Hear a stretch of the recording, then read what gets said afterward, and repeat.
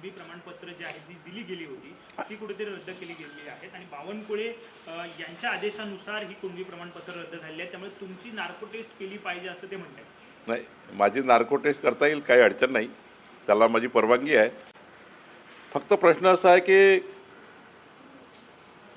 जे जात पडताळणी जो एक विभाग आहे हा अर्धन्यायिक आहे, कॉसी ज्युडिशियरी आहे, त्याच्यामध्ये आम्हाला हस्तक्षेप करता येत नाही शासनाला।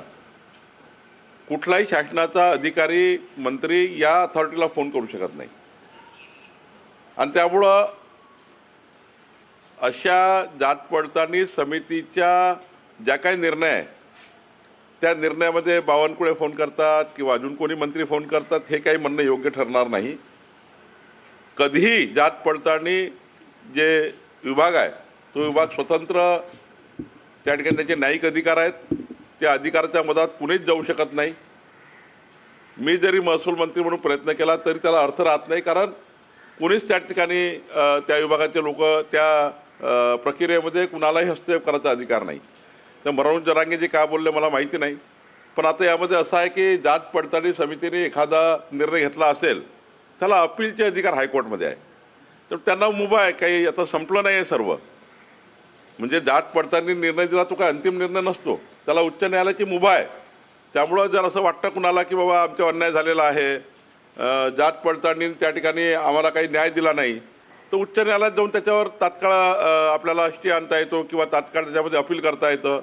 मला असं वाटतं तशी प्रक्रिया अवलंबली तर बरं होईल। त्यांचं म्हणणं आहे की जाणीव बुजून सरकारमधले काही मंत्री तुमचं नाव घेतलं, कुठेतरी जाणीव बुजून हे सगळं करताय। नाही, त्यांचं स्पष्ट म्हणणं आहे बावनकुळे साहेब की तुमच्या दबावामुळे अनेक सर्टिफिकेट बदलले गेले आणि आता मला सरकारला सांगायचं आहे की मराठे हवेत की बावनकुळे हवेत, ओबीसी हा वाद परत एकदा ते निर्माण करू पाहत नाही। असं आहे, ठीक आहे, ते काय बोलले मला याच्याबद्दल जास्त चर्चा करायची नाही। मी एवढंच सांगेल, जात पडताळणीच्या कुठल्याही त्या ठिकाणी कार्यक्षेत्रामध्ये सरकारला हस्तक्षेप करण्याचा अधिकार नाही, ना कुणा मंत्र्याला नाही। त्यामुळं जात पडताळणी हे स्वतंत्र काम करणारं त्या ठिकाणी अर्धन्यायिक प्रक्रियेमधलं एक त्या ठिकाणी हा अर्धन्यायिक प्रकरणं सारखे त्या ठिकाणी त्यांना निकाल करावे लागतात। त्यामुळे जात पडताळणीवर कोणी मंत्री फोन करेल आणि त्यांचं जात पडताळणी ऐकेल असं या राज्यात होत नाही, कुठल्याही राज्यात होत नाही। आणि त्यामुळे मला असं वाटतं याचं काही जरांगीजीला वाटतं की बाबा काही आमच्या मराठा समाजाचे प्रमाणपत्र रद्द झाले असतील ते कोर्टामध्ये दाद मारू शकतात, हायकोर्टमध्ये त्यांना त्या ठिकाणी रिलीफ मिळतो।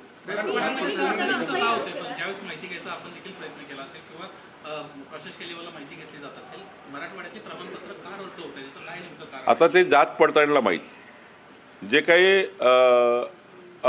त्या ठिकाणी ती समिती आहे जात पडताळणी समिती, ही समिती चेक करतं जे काही कुठल्या समाजाचे, मग ते ओबीसी समाजाचे असतील जे काय असतील। आता नेमकं मला त्या ठिकाणी हा डेटा आपण मिळू शकेल वेबसाईटवर की किती कुठल्या समाजाची जात पडताळणी रद्द झाली आहे। केवळ आता मराठा समाजाच्या लोकांची झाली का की इतर लोकांची झालेली आहेत, त्याचा डेटा आपल्याला त्या ठिकाणी वेबसाईटवरून घेता येईल। पण मला असं वाटतं डेटा येईल एखाद्या वेळी, तुम्ही घेऊ शकाल। तर मला असं वाटतं की जात पडताळणी समितीचे जे अधिकार आहेत ते अर्धन्यायिक अधिकार आहेत, त्यांच्या अधिकारामध्ये कुणालाही सरकारला बोलायचा अधिकार नाही। मंत्री तर बिलकुलच त्या ठिकाणी फोन करू शकत नाही, कारण त्यांना तो असा अधिकार नाही।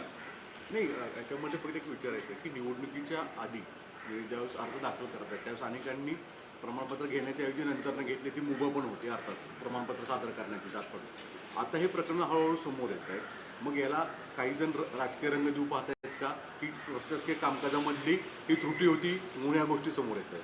मी तुम्हाला वारंवार सांगतोय, आपण वारंवार रिपीट करताय की तुम्ही या प्रकरणामध्ये जात पडताळणी समिती ही स्वतंत्र अधिकार असलेली समिती आहे, यामध्ये कुठल्याही मंत्री सरकारचं काही त्या ठिकाणी अधिकार नसतो। ती समिती त्यांच्याकडे असलेले डॉक्युमेंट पुरावे बघून निर्णय करतं। त्यामुळं आधी आपण कास्ट सर्टिफिकेट काढल्यानंतर त्या कास्ट सर्टिफिकेटची व्हॅलिडिटी जी आहे ती व्हॅलिडिटी कमिटी ही आहे। त्यामुळं या व्हॅलिडिटी कमिटीने समजा किंवा जात पडताळणी समितीने जर समजा एखाद्या वेळी काही निर्णय दिला असेल तो चुकला असं वाटत असेल त्याला हायकोर्टमध्ये जाण्याची मुभा आहे।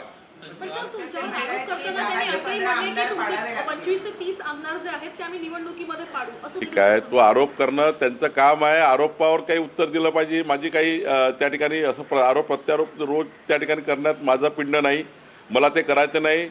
कुठल्याही जरांगे पाटील यांनी केलेल्या आरोपावर बावनकुळे असे बोलले हे करायचं नाही आहे. मला फक्त वस्तुस्थिती सांगायची आहे की जात पडताळणी ही स्वतंत्रपणे काम करणारी एक कमिटी आहे. त्याच्यात कुणालाही अधिकार नाही.